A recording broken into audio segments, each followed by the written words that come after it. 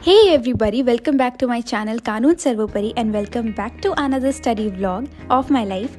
मैंने अपने दिन की शुरुआत करी अपने रूम का सेटअप करके और फिर मेडिटेशन करके। मेडिटेशन करने के बाद मैं जल्दी से बैठ गई रिवीजन करने and then I started my first study block.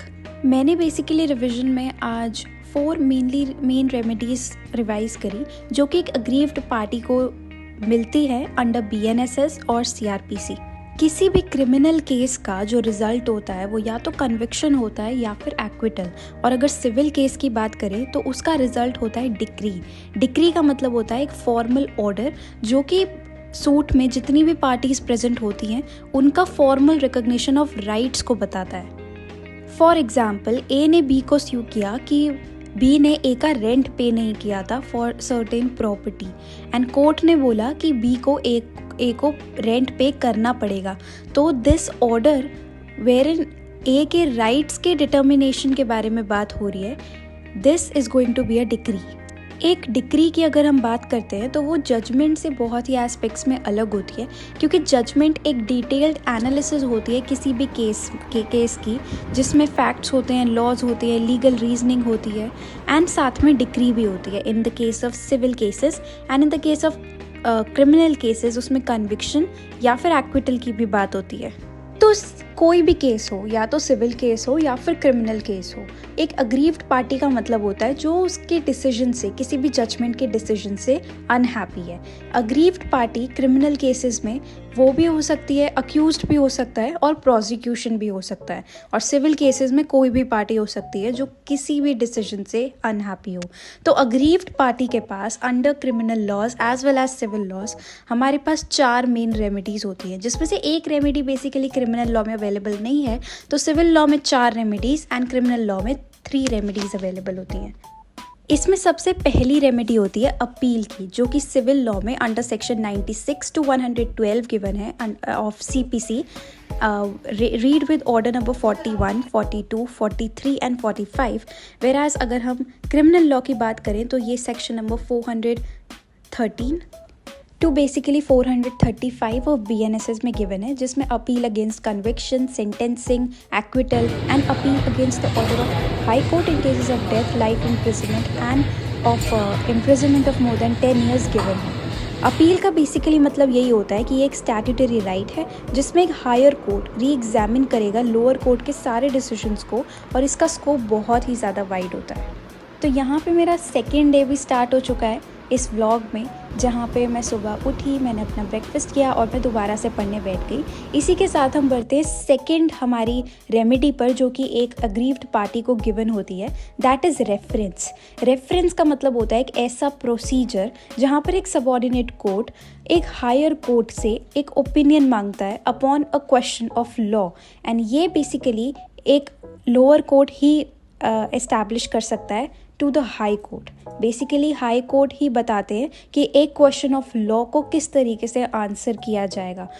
And reference is basically given under section 113 of CPC, read with order number 46, whereas if we talk about criminal law, it is given under section 436 and 437 of BNSS।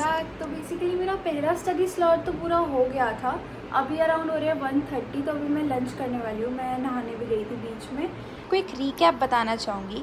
अगर हम CRPC और BNSS को compare करें तो punishments में section 4 BNS के according, I repeat section 4 BNS भारतीय न्याय संहिता के अकॉर्डिंग, कम्युनिटी सर्विस एक न्यू पनिशमेंट है जो कि ऐड करी गई है न्यू क्रिमिनल लॉज में। एंड सेक्शन 4 में टोटल 6 पनिशमेंट्स दे रखी हैं। CRPC that is the new law. Basically BNSS में अगर हम बात करें तो पनिशमेंट सेक्शन 22 एंड सेक्शन 23 में दे रखी है BNSS के, जो कि पुरानी लॉ का सेक्शन 28 एंड 29 था रिस्पेक्टिवली। सेक्शन 22 में बात करी है हाई कोर्ट और कोर्ट ऑफ सेशंस के पनिशमेंट के बारे में, और सेक्शन 23 में बात करी गई है जुडिशियल मैजिस्ट्रेट के पनिशमेंट के बारे में। बेसिकली सबसे पहले जो बड़े कोर्ट्स हैं उनके बारे में, एंड देन लोअर लेवल के कोर्ट्स के लिए। अगर हम लोअर लेवल से स्टार्ट करें सेक्शन 23 में, तो जुडिशियल मैजिस्ट्रेट में भी अगर हम कंपेयर करें CRPC एंड BNSS को सेक्शन 23 में, तो सबसे पहले हम सबसे छोटी पोस्ट लिखेंगे JMSC, that is judicial magistrate second class, then judicial magistrate first class, and then chief judicial magistrate, जो कि हमारे judicial magistrate court of judicial magistrates में आते हैं। 3 मैजिस्ट्रेट्स होते हैं मेनली। एंड JMSC जो थे CRPC में up to 1 year and fine up to 5,000 rupees तक वो दे सकते थे पनिशमेंट और बोथ। लेकिन BNSS की बात करें तो अप टू 1 ईयर वो अभी भी दे सकते हैं, लेकिन फ़ाइन को बढ़ा के अप टू 10,000 कर दिया गया है, प्लस यहाँ पे कम्युनिटी सर्विस को ऐड कर दिया गया है। सिमिलरली JMFC के लिए वो CRPC में 3 इयर्स तक की पनिशमेंट दे सकते थे एंड अप टू 10,000 रुपीज़ का फ़ाइन, या फिर दोनों, और इसको बढ़ा के यहाँ पर BNSS में 50,000 रुपीज़ कर दिया गया है, प्लस यहाँ पे कम्युनिटी सर्विस को ऐड किया गया है। और जो ईयर्स हैं पनिशमेंट के अप टू 3 इयर्स वो सेम है। CJM की बात करें तो उनका सेम है, वो अप टू आज भी और पहले भी अप टू 7 इयर्स तक की पनिशमेंट दे सकते हैं और फाइन किसी भी अमाउंट का दे सकते हैं। यहाँ पर एक क्वेश्चन निकल के आता है, क्या CJM chief judicial magistrate community service as a punishment दे सकते हैं? तो yes, the answer is yes, because chief judicial magistrate basically senior most judicial magistrate first class ही होते हैं। तो basically it is impliedly given that CJM can also give community service as a punishment. Section 22 की बात करें तो वो court of sessions and high court के बारे में बताता है कि वो कितनी पनिशमेंट दे सकते हैं। कोर्ट ऑफ सेशंस में बेसिकली 2 टाइप के जजेस होते हैं, BNSS में सेशन जज एंड एडिशनल सेशन जज। CRPC की बात करें तो उसमें असिस्टेंट सेशन जज भी होते थे, लेकिन वो पोस्ट BNSS में हटा दी गई है। तो सेशन जज की अगर हम बात करते हैं तो जो पनिशमेंट वो दे सकते हैं सेशन जज और एडिशनल सेशन जज अंडर कोर्ट ऑफ सेशन, वो सेम है BNSS और CRPC में।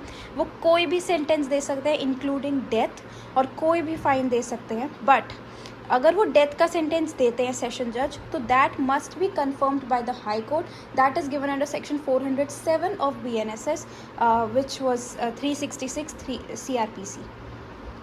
एंड हाई कोर्ट की बात करें तो वो तो सबसे कॉन्स्टिट्यूशनल कोर्ट है हमारा, तो वो कोई भी सेंटेंस दे सकते हैं, कोई भी फाइन दे सकते हैं।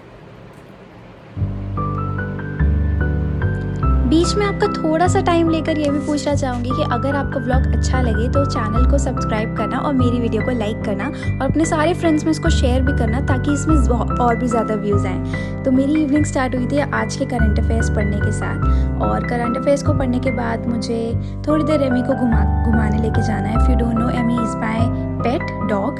एंड उसके बाद मैं जिम जाऊँगी। And if you are wondering मैंने लास्ट की 2 रेमेडीज़ क्यों नहीं बताई, तो मैं अब बता देती हूँ। लास्ट की 2 रेमेडीज़ है रिव्यू एंड रिविजन। रिव्यू का बेसिकली मतलब होता है रिकन्सिडरेशन ऑफ अ जजमेंट, जो कि सेम कोर्ट ही करता है, एंड इसका एक लिमिटेशन पीरियड होता है, दैट इज़ 30 डेज। एक बात और बताना चाहूँगी कि रिव्यू सिर्फ और सिर्फ सिविल केसेस में ही अवेलेबल होता है। क्रिमिनल लॉ में it is not there, it is under 114 section 114 of CPC, read with order number 47। And the last remedy is revision, that is एक सुपरवाइजरी पावर जिसमें कोर्ट्स की ज्यूरिसडिक्शन चेक करी जाती है।